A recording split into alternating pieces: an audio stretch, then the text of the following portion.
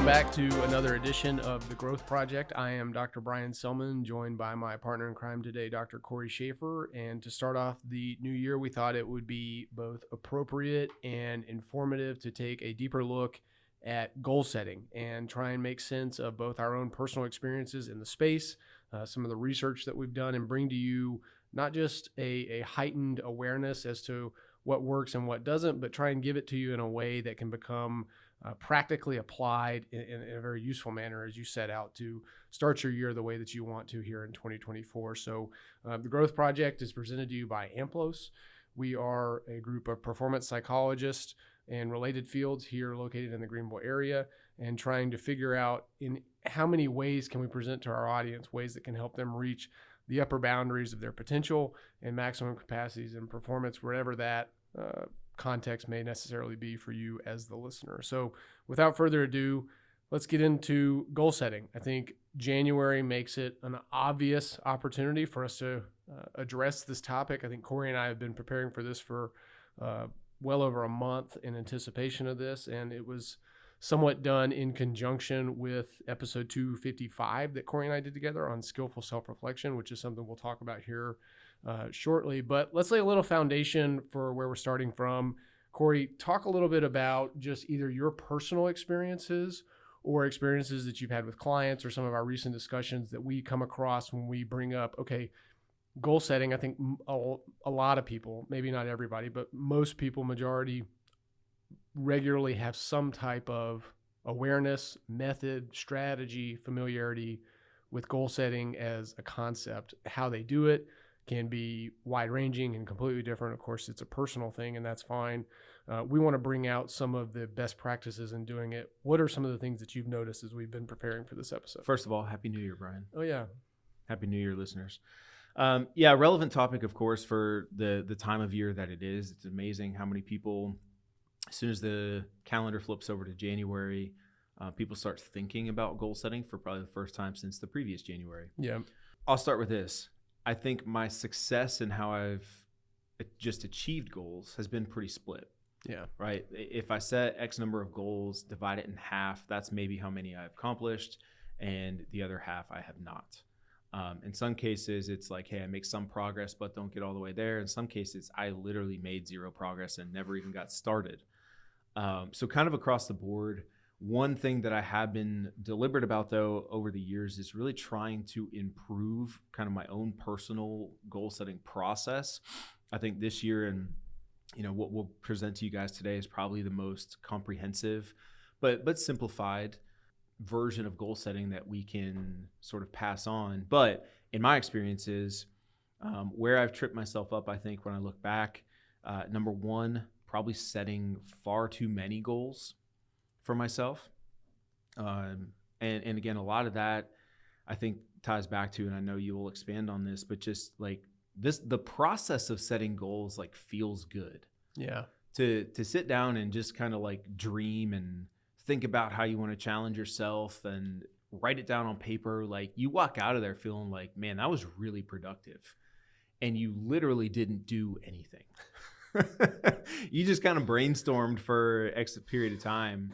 And when I think in the past when I've done this is like you get so excited at the idea of like, I want to do so much this year. Here's all the different ways I'm going to challenge myself or improve myself.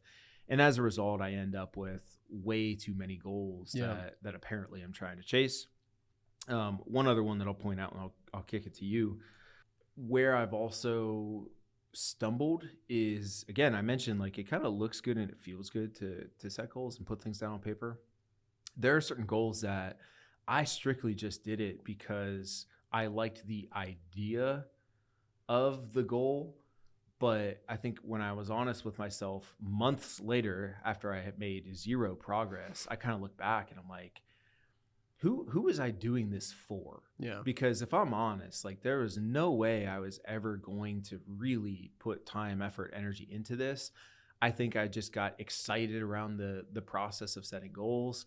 And I put something down that was like sexy and seemed fun and interesting, but there was no chance I was going to do it. So those are a couple of my experiences. What would you add? Cory's already laying the foundation for us on distinctions between a couple different phases of this process, goal setting being the upfront or initial phase of this, but goal achievement is a completely different aspect of this, and really begs us to take a deeper look to our process and our methods. And to your question, who was that one for? Why did I think that was important at that time, or whatever that is? I've been doing goal setting for a long time. I think I got most turned on to it as a high school football player. Our defensive coordinator, who was the linebackers coach, Peter Brash, fabulous coach. He's in the Alabama High School Hall of Fame as an assistant coach, which I think is a remarkable feat. Encouraged goal setting, and we would meet every Thursday, and we would make goals week to week.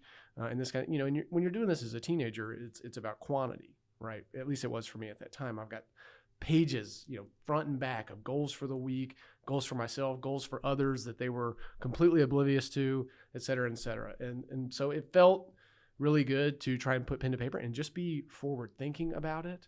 But in terms of putting together a process that would let those goals be competitive, or just even have a fighting chance at becoming reality, not necessarily very good. I think even today, if I'm being real honest with myself, one of the places that I struggle with goals is kind of a misapplication of measurement and how I want to approach that. The example that I shared with Cory earlier as we were preparing for this is I like to consider myself to be a reader. And if you look at my library at home, I have probably as many books that I haven't read as I do books that I have read. And so I'm eagerly and sincerely looking forward to knocking all of them out. And so if I tell myself that I'm going to read a book a week, 52 weeks a year, I'm going to read 52 books this year, that would be a huge accomplishment. And so I sit down on January 1st and I write that down. Brian, you're going to read 52 books this year, and feels great. It feels unbelievable when I put that pen to paper. I think I can send it off and have it laminated. I can have it painted on my wall, whatever it may be. And then a week later, I'm like, all right, Brian, 51 weeks left, 52 books to read. And this cycle just goes on and on and on. And so as good as it felt to aim high up front, my strategy, my design really failed me in terms of what was going to drive behavior, what was going to make this a reality, what was I going to do to make sure that my process fit some of the outcomes that I was hoping to attain. And this is the kind of thing that we've come across a lot with our clients. This is obviously a prevalent topic for us in a variety of different fields, really independent of industry or any of those variables. But our clients have suggested, in the past that they've been very good at setting goals, but they're often too far away. And some of the research supports this idea of delayed discounting, that if your goals are too far off, it's hard to summon the motivation to go pursue them because they're just easy to continue to put off, as if you're never going to get there to begin with. It doesn't activate, from a chemical standpoint, the reward system in your body and in your brain to go pursue those goals. Lots of clients have been able to identify strategies of written goals are powerful, right? There's the famous Harvard Business Review article that the MBA class at Harvard, those that had written goals went on to earn, exponentially more than their peers. And for as long as I've heard that story be shared, I've never once been able to find any kind of research or evidence that says, no, this is actually a thing. But it sounds good enough to me. So written goals, there is some merit to that. So clients have been forthcoming and had some experience in doing that. I think a lot of times people are familiar with different methods and different strategies. We've had multiple people in our audience lately be able to say, SMART goals. And so I ask them, well, what is SMART goals? SMART goals is a very popular framework for goal setting. It stands for specific, measurable, attainable, relevant, and time-bound. And just like what we found and discussed in episode 245, where you and I took a look at mnemonic devices, when are they useful and when are they not, I think this would be an interesting intersection of that, where people are using SMART goals. They remember what SMART stands for, but in terms of what their goals were, and did it actually drive behavior and the fulfillment of those goals? Not so much. And so that, the mnemonic devices are something that are very common in the goal setting space. A quick Google search would reveal to you a variety of different methods in doing that. But we want to make sure that some of these different experiences that we all have are being channeled and synthesized in a way that get us to more practical application, that get us to more utility. And so that goal setting, although it can easily become a process of feel-good theater, it is not always designed in a way that drives behavior. And that's really what we want to be marching towards through some of what we're going to be talking about today. Anything else to add from an experiences standpoint and what you've noticed as we've started preparing this? People are aware of how this can create challenge and sort of sidetrack them from goals. I'm aware of it and try to anticipate and understand this, but just as life changes, how does that change goals for you? Yeah. And are you adapting? If you're setting that goal in sort of a vacuum and you need kind of the perfect environment and situation in order to accomplish them, but then something changes, then it's going to be really, really difficult to see that thing through. So that's just one other observation, again, from myself, from others that I've noticed. Yeah, it's tough when you sit here in the first week of January and you put pen to paper and you feel like you might as well be chiseling it into stone. It's really difficult to forecast circumstance, and in what ways these goals will be, like, it will be demanded of you that you evolve. But also speaks to, as you noted, we often tend to set goals that are so far away. Right. It's hard to anticipate where Right. I'm going to be 10 months from now. Right. Let alone 10 days from now. And so I think that's a challenge, and we'll address that here as we keep going. As a father of a newborn, is it like 10 minutes from now, maybe like 10 hours from now? Yeah. 10 minutes from now, I'd love to be napping. Yeah. But for everybody to be at peace. I understand that, brother. Well, all right, let's get into this a little bit. One thing we really want to talk about is being able to give yourself a starting point that is healthy and kind of well thought through, to be able to understand how you want to launch from, how you want to set your goals. And so Cory and I spoke on episode 255. We mentioned this earlier about the idea of skillful self-reflection. And skillful self-reflection is intended to be a process where, rather than putting ourselves into these vicious cycles where we try and define meaning and understanding, and it really becomes a process of rationalization and confirmation bias as to the events that occur in our lives, skillful self-reflection is a method of being able to observe the events that take place in our year, in our time, in our lives, whatever it may be. So from a goal setting standpoint, it would make sense to go back and look at 2023 and say, what were the, kind of high water marks of my year, or the most meaningful, good, bad, or indifferent events that happened. And as you go back and look at that, skillful self-reflection would encourage you to try and be as impartial as possible in observing them, and ask you to understand, what do I notice when I look at these events, and how thoughtful can I be in observing these events and identifying traits within them that are corresponding to some of these other events, and how, in what ways can I synthesize that into understanding what made them be that way, what made them be good, what made them be bad, in a way that supports learning. And so if you go back and listen to episode 255, it can give you a framework for synthesizing the events of your year in a way that puts you on solid grounds, firm footing, to be able to launch from for 2024 from a goal setting standpoint. Well, and Brian, I think this goes back to just experiences from ourselves, from our clients, is maybe you're doing that, or maybe you've done that in the past. You look back at the previous year and you're trying to sort of take stock of wins and losses and so on. And maybe you didn't accomplish a lot of what you set out to do. And we tend to view that through such a subjective lens then that we start ruminating. Yeah. We kind of head down this, let's say dark sort of negative path, and it just sours the entire goal setting process. And so I just stopped doing it altogether. Yeah. I think that's a pretty common experience. If you ask people like, I used to do it, but I kind of just gave up on it because I wouldn't accomplish my goals and it would just get me down. And so they just stopped doing it altogether. So again, the point behind that conversation and using some of the skillful self-reflection principles is, the better you can look back and understand yourself in the context of 2023, the better you can set some goals with the proper kind of awareness and understanding in 2024. Yeah. And moreover, again, be able to even objectively take a look at your process and say, hey, this is kind of where I probably went south, or things probably went south for me, right? And the process needs to improve here or there, and approach it with a little bit more curiosity as opposed to just definitively, I did it wrong and therefore I can't do it. I shouldn't do it because it just makes me feel worse. Right.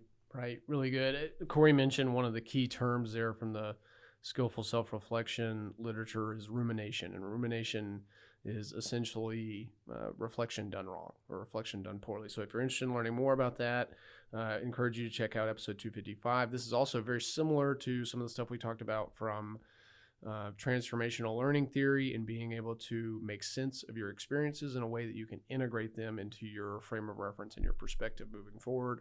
All of that would fit in this goal setting context without trying to turn this episode into a podcast meta-analysis. And so let's move on from there. There are many. I just have one more note before we fully do you move want to on. go backwards? Just for a second. I think it can make a lot of sense. Again, go back and listen to the skillful self-reflection stuff, but where did you have victories last year? Yeah. I do think it is important to take a look back, and you can learn just as much from the wins as you can the losses. In particular, if you were fired up and motivated enough and had good enough systems, processes, a framework in place that you did accomplish some things, you should learn from that. Yeah. And build on that heading into this year. Now, is it going to be kind of a copy paste scenario? Not necessarily, No.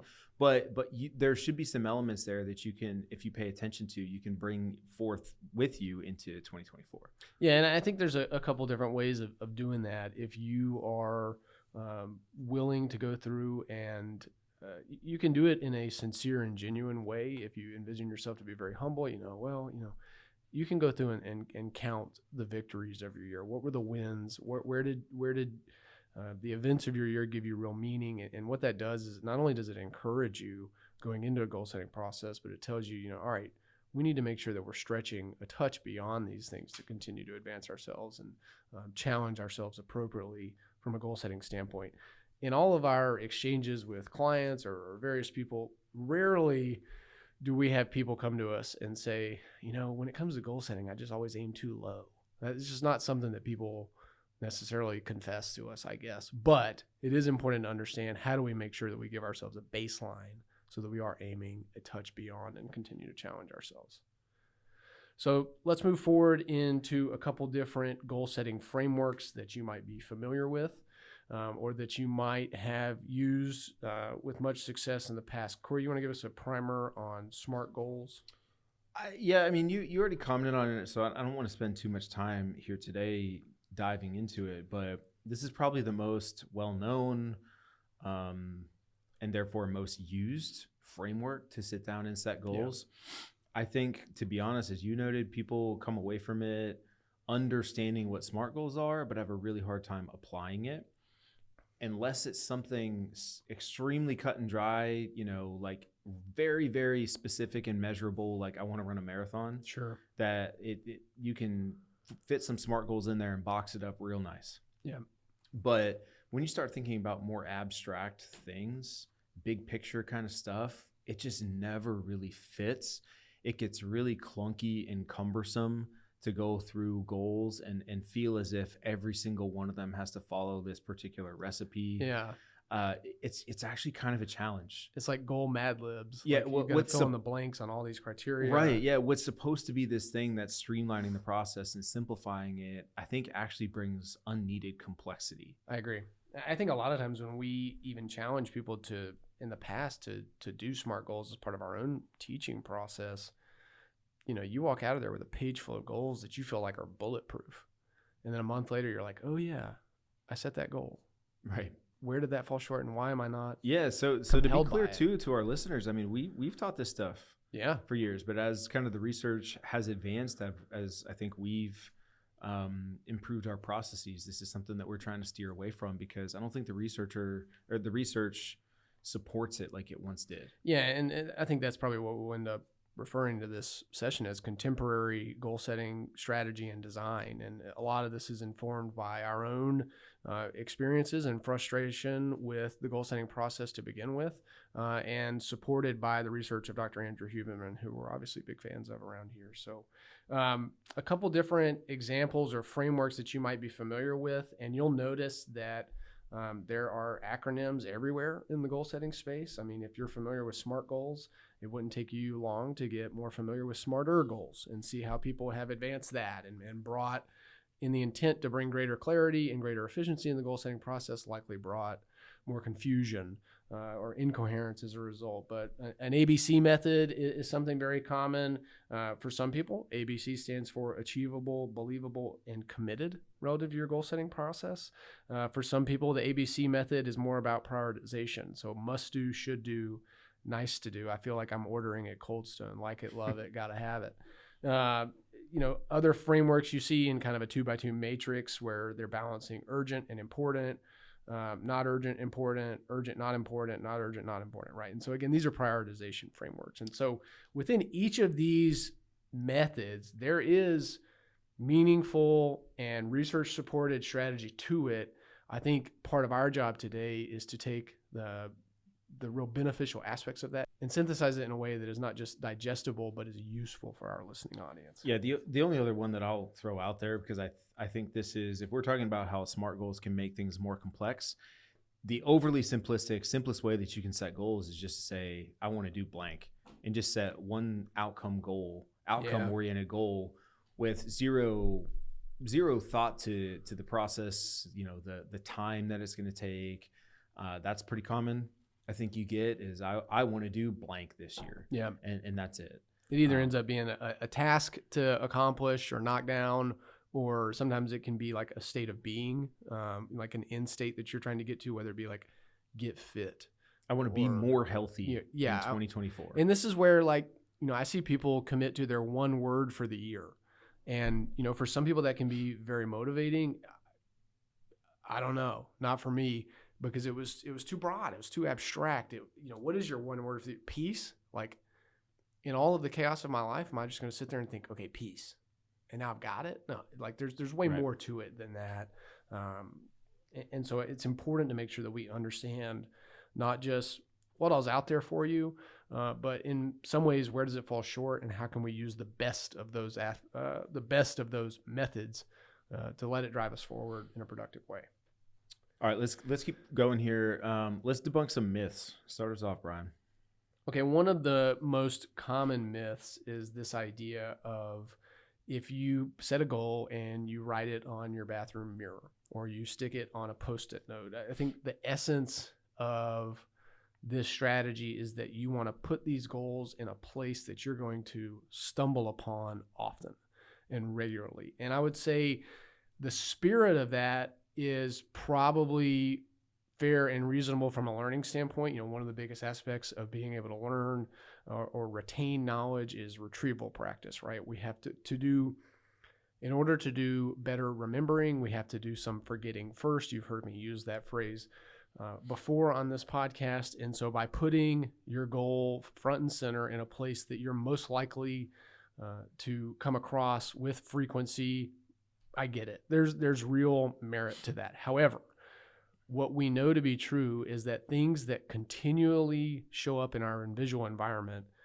at some point we start to tune them out. Our body and our brain simplifies our environment. It's not necessarily threatening to us anymore. It's not necessarily relevant to us anymore. And so since we know it's there and it's been in the same spot for the last 364 days or even far fewer than that, we're not going to engage with it from a cognitive standpoint. Now, the research supports that if you're willing to use this method and can do it with variety on a daily basis, then there's tons of value to it. If you want to write it on a sticky note and move the sticky note around day to day, or write it on a different place in your mirror, or write it somewhere else, or whatever it may be, you've got to do it in a way that continues to trigger that engagement cognitively. And it's not the kind of thing where you can set it and forget it. And now that I wrote it on my bathroom mirror, my probability chances went way through the roof. It's actually the opposite. Mm-hmm. Yeah, I think another one is kind of the myth of accountability, and that just telling people about your goals is more motivating and more inspiring. And now you have somebody who can check in on you and make sure that you're pushing toward your goals and so on. And it's interesting. Again, in theory, sure, that makes sense. Unfortunately, that's not how we are wired. And what ends up happening is the dopamine rush that you get from telling somebody, hey, I'm going to run a marathon this year. like that, you tend to get some pretty favorable and positive reaction from that, right? If I tell you that, you're going to go, man, that's great. Like when and where and have you ever run one before, right? Yeah. And it engages in this really exciting dialogue, and that hit of dopamine that you get from that interaction feels great, but it comes with an immediate dopamine crash that kills the motivation to actually engage in anything meaningful to work toward running a marathon. Yep. And so I think because too, it feels so good to tell people, it's almost like, well, I got to tell somebody else, right? Like that was great. So you tell somebody else and so on. But again, it's not actually increasing the motivation.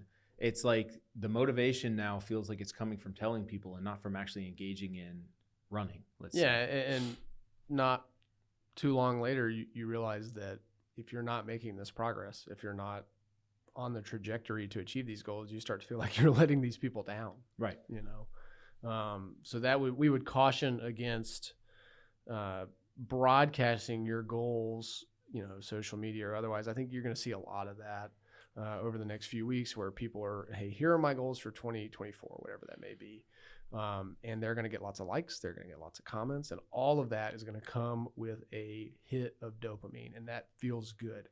Their probability of achieving those goals in most cases has gone down. Especially that early on. Yeah. Before you've either even started or really made any significant, meaningful progress or, you know, really have some system and rhythm and routine in place for, you know, how often you're going for your runs or whatever. That I think is really where people stumble. If you do it the week before the race and you've been training for 6 months, fine, right? But to do it before you've even started is just a recipe that it's just hindering your chances of actually engaging with it.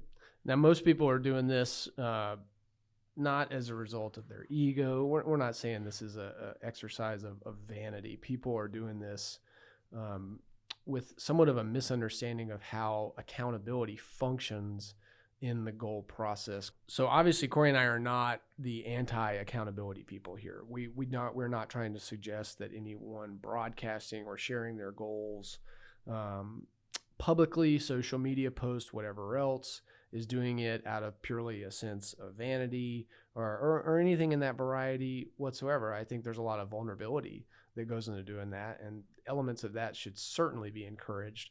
But I think if you're doing it under the premise that you're encouraging accountability as part of the goal pursuit process, you've misunderstood it. And it's important to make sure that we're not doing that, in fact, because for those that are doing it with that in mind, the probability of you achieving those goals has actually gone backwards as a result of the things that you and I just said. Now, there is a time and place for accountability in a goal setting process. However, it's very narrow. If you would like to share your goals with one person, then the research supports that can be very useful as part of a goal achievement process. And in doing so, that person also has to be the right person in the way that they support you, in the way that they ask questions, in the way that they check in with you, in the way that they continue to encourage the behaviors associated with the process. And we're going to get much more into that now. The last myth I want to hit before we move forward is this idea of visualizing success. I think a lot of times you hear people suggest visualizing yourself on the podium, so to speak, getting the Oscar, you know, whatever it may be that you're aiming to do, but you visualize that end state. And the research suggests that up front, that can be very useful in helping you get started and helping you really clarify what this process is going to look like. However, moving forward from there, the research is clear and compelling that you would be more motivated by foreshadowing failure. And what we mean by foreshadowing failure is envisioning yourself as a result of the consequences of missing your goal, of falling short of your goal, or not fulfilling or living out the behaviors associated with the pursuit of your goal. Cory, anything to add there? No, it's again, it seems so counterintuitive, right? But you actually get more benefit from visualizing the failure. And like you said, the repercussions that might seem crazy to some people, but this isn't about what is intuitive. It's more about just understanding how we're wired and the science behind it.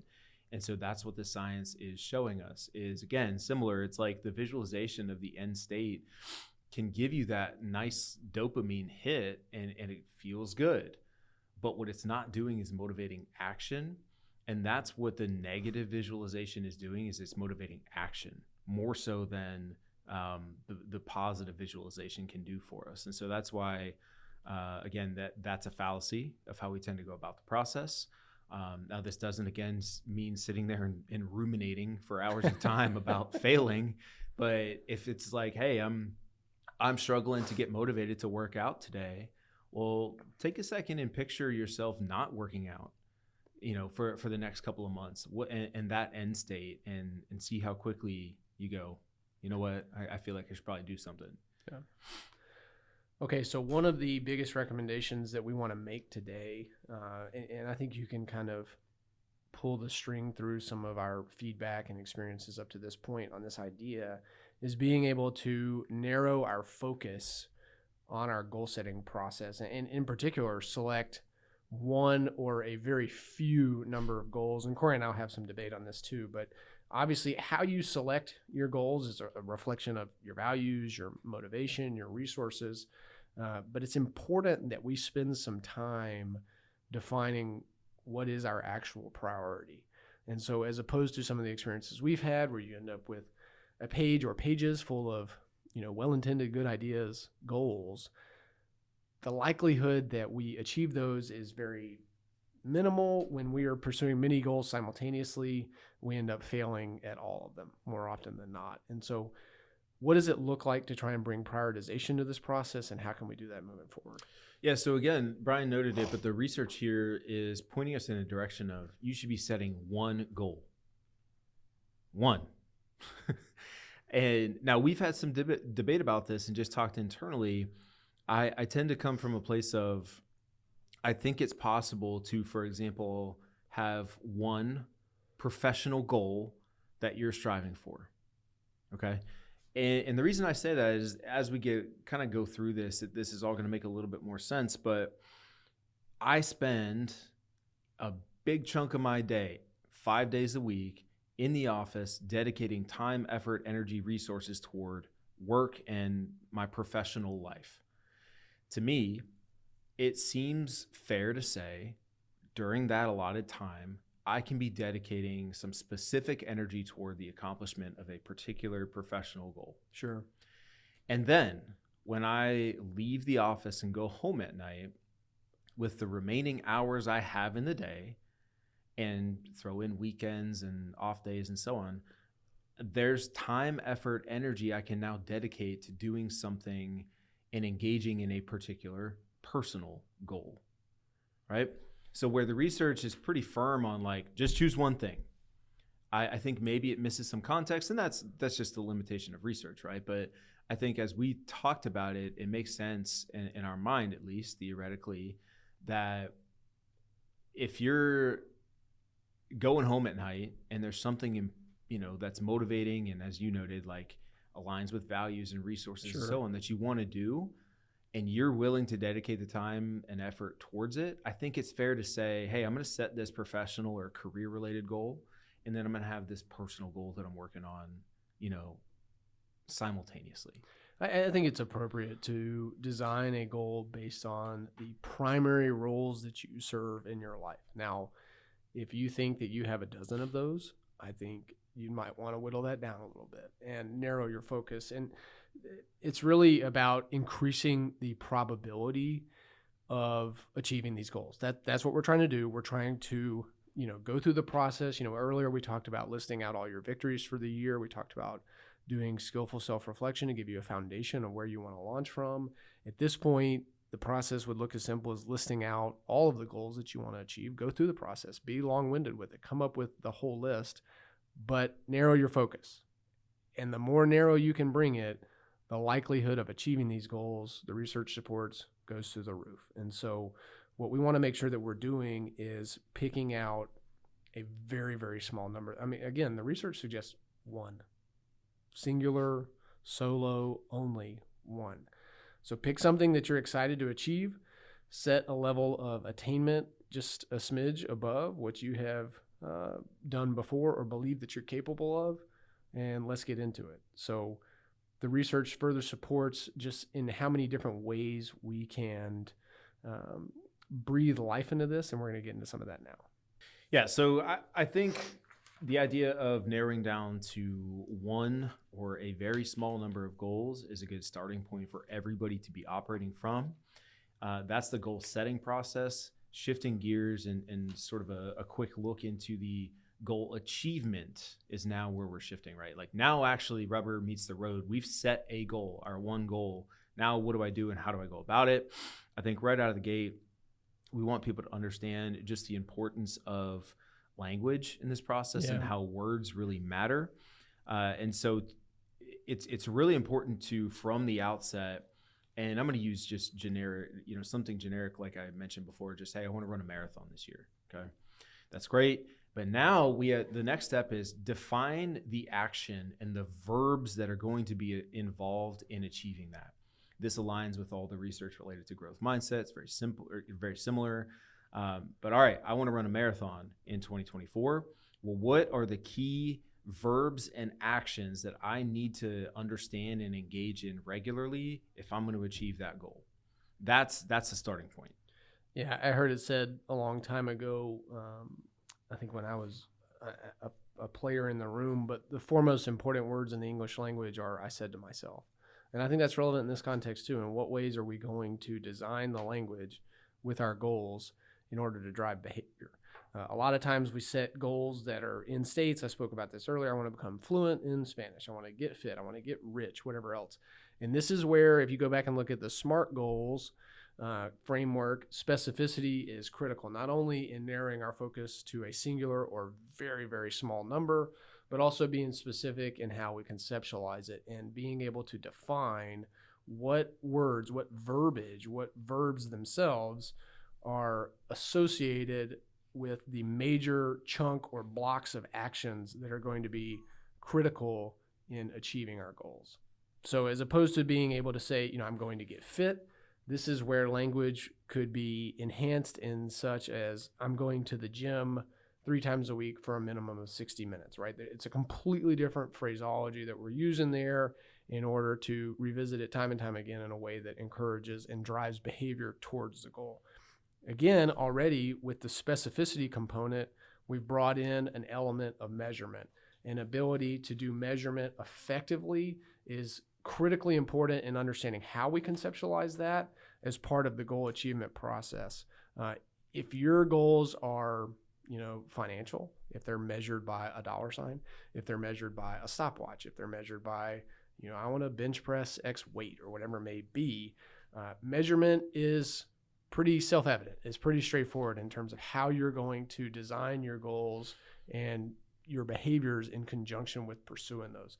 A lot of times, though, we end up trying to come up with measurement relative to these abstract ideas, abstract concepts, abstract pursuits of ours, and really struggle figuring out bringing measurability into the fold. So 2 things I want to make sure that we're nailing here, that when it comes to measurement, the strategy behind goal design that drives goal pursuit and achievement is being able to incorporate an element of time with it. And so being able to say, if this goal that you start off brainstorming or whatever else, you need to narrow it in a way that it is appropriately fitting for a 12-week window. That's what the research suggests.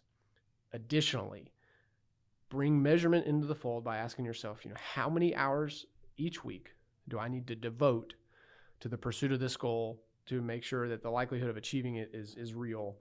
And specifically, how many hours per day and or which days exactly am I going to commit to this? The improvement science literature, going back to my school, was this idea that it's very difficult to scale that which you cannot measure. And sometimes measurement can be a very convoluted, misunderstood space. Sometimes it's as simple as a binary thing, yes or no. Did we do it or didn't we do it? And so the more clarity you can bring to this process, the more you'll be able to understand how we're tracking in pursuit of our goals. So measurement, although something that I think at face value makes a lot of sense to people in a goal setting process, I think is often a place where we trip in a way that is unintended, or maybe we just didn't necessarily understand how to do it in an appropriate way that continues to drive us forward in making progress towards Yeah. achieving these goals. So a quick recap. We've given you several different methods and strategies to be able to give yourself firm footing to launch from as part of a goal setting process. We've taken a look at a few common frameworks that are out there, riddled with acronyms to be able to understand what's good and bad within each of those. We've talked about a couple different myths available that, although typically well-intended, don't necessarily support the fulfillment or achievement of our goals. We've talked about being able to narrow our focus, to pick one or pick very few on how we want to prioritize our time and our energy. And we've talked about two key elements of bringing meaningful language and measurement into the fold as part of a research-supported, evidence-based goal-setting process.